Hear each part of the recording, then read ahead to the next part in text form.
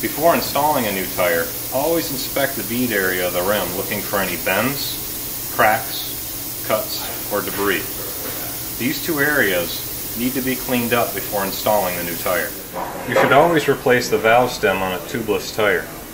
To replace the valve stem, install the valve stem puller to install the new valve stem.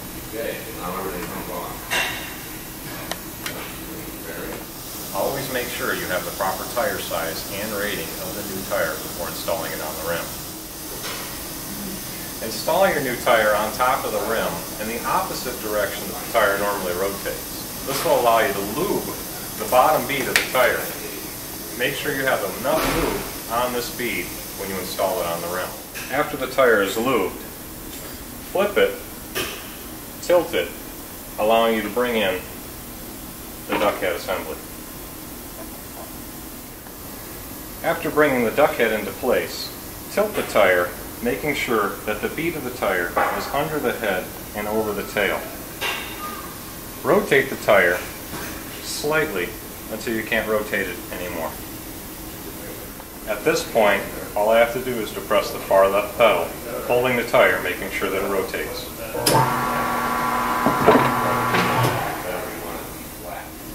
Once the bottom bead is installed, make sure to lube the top bead.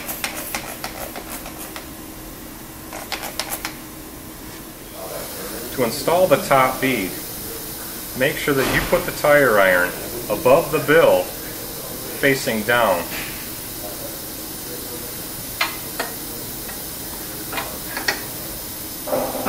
After it's above the bill, press the tire iron, making sure that the top bead goes under the head but stays over the tail. Remove the tire iron and you're ready to rotate.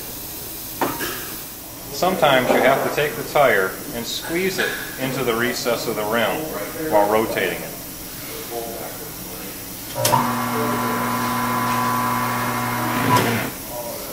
If you don't squeeze the tire, it will try to bead and you'll rip the cords in the tire.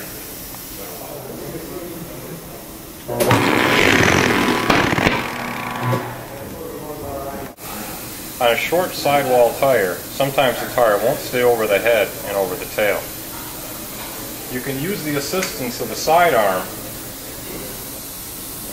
bringing in the slanted part,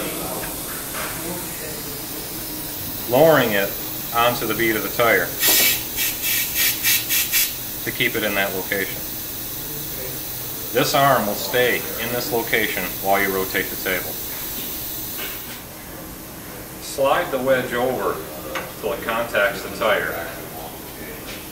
Pull the switch down, bringing the arm to you. Make sure that this arm doesn't contact the rim.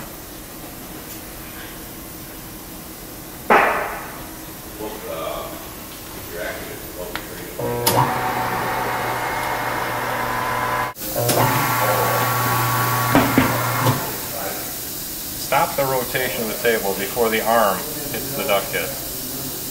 Then, pushing forward on the lever releases the arm. Swing it out of the way.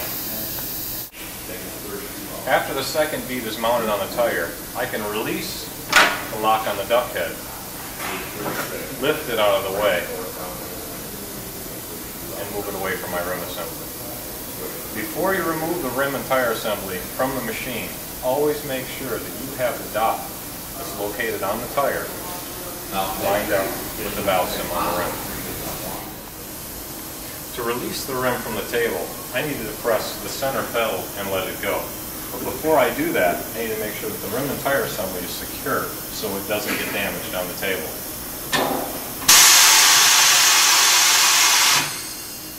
Once I have the rim and tire assembly off the machine, now I can set the bead. When setting the bead of the tire, always make sure that the Schrader valve is out of your new valve assembly. Install the tire air chuck to the valve stem and slightly depress the fourth pedal. When installing the bead, you'll hear 2 audible snaps on a brand new tire.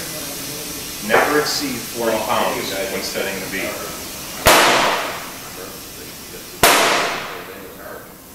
After setting both beads, remove the air chock, releasing the air from the tire.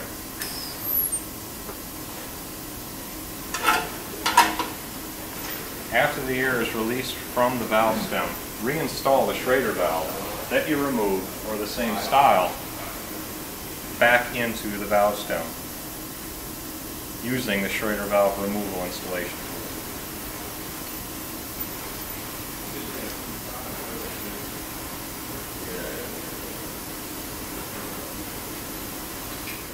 After you inflate the tire to the recommended manufacturer's air pressure, make sure you always install a valve stem cap back on the valve stem.